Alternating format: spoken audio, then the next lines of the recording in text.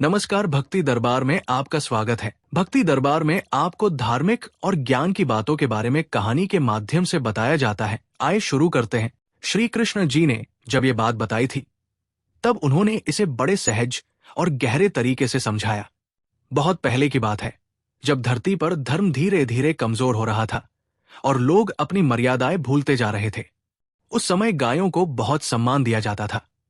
गाय को हमेशा मां का दर्जा दिया गया, क्योंकि वो अपने दूध से इंसान की भूख मिटाती है। लेकिन जब इंसान लालच में अंधा हो गया, तब उसने गायों के साथ अन्याय करना शुरू कर दिया। गाय, जो हमेशा अपने मालिक के लिए समर्पित रहती थी, उसे धीरे धीरे लोग सिर्फ एक साधन के रूप में देखने लगे। दूध निकालने के बाद गायों की देखभाल नहीं होती थी। उन्हें खुले में छोड़ दिया जाता था, भूख और प्यास से तड़पने के लिए।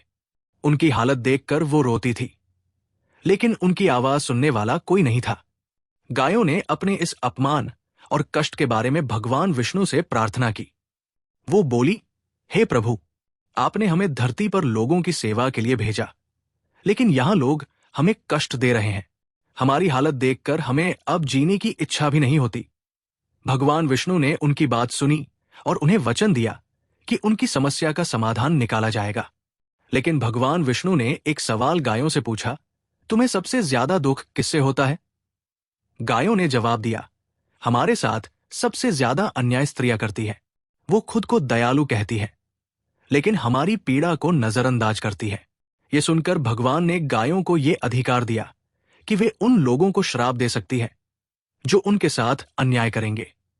और इस अधिकार को पाकर गायों ने स्त्रियों को श्राप दिया कि अगर उन्होंने उनके साथ बुरा किया तो उनके परिवारों में कलह और अशांति आएगी।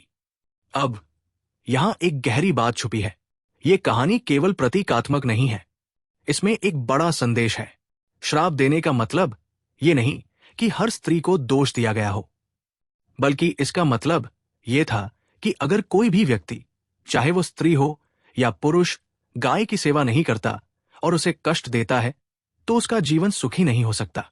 आगे इस कहानी में श्री कृष्ण ने कैसे इसे और विस्तार से समझाया और उन्होंने क्यों कहा कि स्त्रियों को इस बात पर जरूर ध्यान देना चाहिए। श्री कृष्ण जी ने इस कहानी का गहरा मतलब समझाया। उन्होंने कहा कि गायों के श्राप का सीधा अर्थ ये नहीं है कि हर स्त्री दोषी है, बल्कि ये हमें हमारे कर्मों का महत्व और प्रकृति के प्रति हमारे व्यवहार की सीख देता है।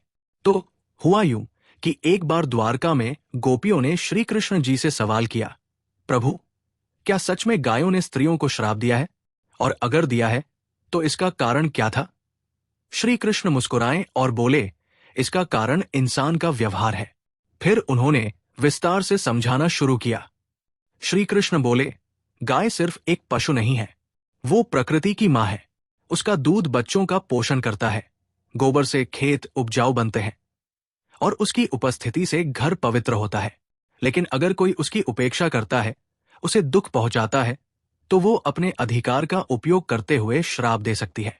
श्री कृष्ण ने बताया कि पहले के समय में स्त्रियां गायों की देखभाल में बड़ी भूमिका निभाती थी। वो उनकी सेवा करती थी, समय पर खाना देती थी और उन्हें परिवार का हिस्सा मानती थी। लेकिन जैसे जैसे समय बदला, कुछ जगहों पर लोग और खासकर स्त्रियां गायों की सेवा से दूर होती चली गई। गायों ने अपने श्राप के माध्यम से यही संदेश दिया कि जब तक हम प्रकृति और उसके जीवों की इज्जत नहीं करेंगे, तब तक हमें शांति नहीं मिलेगी। श्री कृष्ण ने कहा, स्त्रियां जो जीवन देने वाली हैं, वो ही अगर गाय की सेवा करना भूल जाएं, तो इसका प्रभाव उनके घर और परिवार पर भी पड़ता है। अब यहां एक और रोचक बात आती है। श्री कृष्ण ने बताया कि गाय का श्राप प्रतीकात्मक है।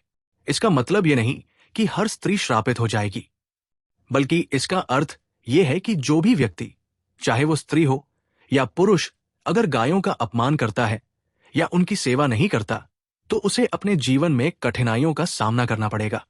उन्होंने गोपियों को यह भी समझाया कि श्राप का असली उद्देश्य डर पैदा करना नहीं है, बल्कि ये याद दिलाना है कि गायों की सेवा करना हमारा कर्तव्य है। अगर हम ऐसा नहीं करेंगे तो हमारे घरों में शांति नहीं रहेगी। श्री कृष्ण जी की बातें सुनकर गोपियों ने पूछा, तो प्रभु, क्या इसका कोई उपाय है? अगर कोई व्यक्ति गाय की सेवा नहीं कर पाया है या उससे कोई भूल हो गई है, तो क्या उसे माफी मिल सकती है? श्री कृष्ण मुस्कुराए और बोले, हाँ, हर समस्या का समाधान है। गाय को अपनी मां मानकर उसकी सेवा करना शुरू करो। उसे चारा खिलाओ, उसकी देखभाल करो और उसे अपने घर का हिस्सा मानो। अगर तुम सच्चे दिल से ऐसा करोगे तो गाय न केवल तुम्हें माफ कर देगी, बल्कि अपने आशीर्वाद से तुम्हारा जीवन सुखी बना देगी। अब सोचो, ये कितनी गहरी सीख है। श्राप का मतलब सिर्फ डराना नहीं है, ये हमें अपने कर्तव्यों की याद दिलाने का एक तरीका है। श्री कृष्ण जी ने इसी तरह हमें बताया कि प्रकृति और जीवों के साथ तालमेल बनाए रखना कितना जरूरी है। जब गोपियों ने श्री कृष्ण जी से पूछा कि श्राप का असर कैसे होता है और क्या इसे बदला जा सकता है, तब उन्होंने बहुत गहराई से समझाया। उन्होंने कहा, गाय सिर्फ एक पशु नहीं है, वो धैर्य, प्रेम और ममता का प्रतीक है।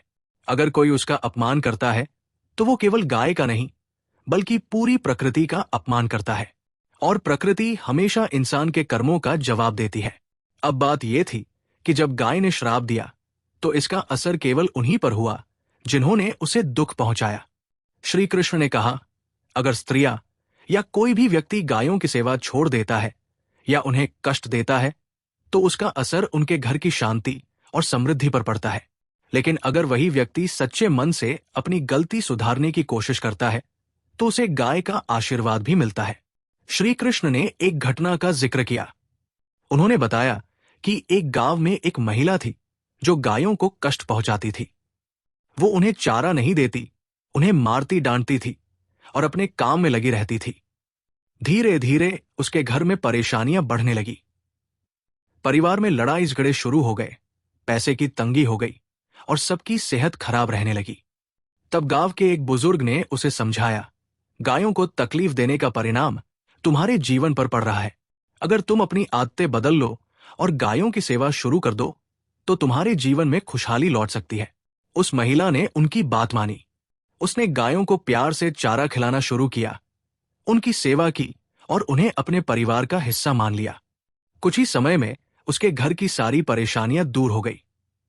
ये बदलाव देखकर महिला ने महसूस किया कि गायों की सेवा करना न सिर्फ एक कर्तव्य है, बल्कि ये जीवन को सुखी बनाने का भी तरीका है। श्री कृष्ण ने गोपियों से कहा, यह सिर्फ एक कहानी नहीं है, ये जीवन का सच है। अगर तुम गायों का आदर करोगी, उनकी सेवा करोगी, तो उनका आशीर्वाद तुम्हारे परिवार के लिए एक सुरक्षा कवच बनेगा। उन्होंने ये भी बताया कि गायों की सेवा का मतलब सिर्फ उन्हें खाना देना ही नहीं है। इसका मतलब है कि हम उन्हें अपने परिवार का हिस्सा माने, उनकी देखभाल करें और उनकी ममता को समझें। गायें हमें सिखाती है कि बिना किसी अपेक्षा के दूसरों की मदद कैसे की जाती है। इस कहानी का अंत करते हुए श्री कृष्ण ने एक बहुत सुंदर बात कही, गायें केवल श्राप देने वाली नहीं है, उनका असली स्वभाव आशीर्वाद देने का है। लेकिन अगर हम उनका सम्मान नहीं करेंगे तो वो हमें अपने कर्तव्यों की याद दिलाने के लिए श्राप का सहारा ले सकती है। तो दोस्तों, ये कहानी हमें ये सिखाती है कि प्रकृति और जीव जंतु हमारे जीवन का अभिन्न हिस्सा है। उनका सम्मान और सेवा करना हमारा धर्म है। गायों का श्राप सिर्फ एक प्रतीक है जो हमें सचेत करता है कि अगर हम अपनी जिम्मेदारियों को भूल जाएंगे तो हमें उसके परिणाम भुगतने पड़ सकते हैं। और अंत में श्री कृष्ण की ये बात हमेशा याद रखना, जो गाय की सेवा करता है उसके घर में सुख समृद्धि और शांति हमेशा बनी रहती है। आपको ये वीडियो पसंद आए तो चैनल को लाइक, शेयर, सब्सक्राइब करें।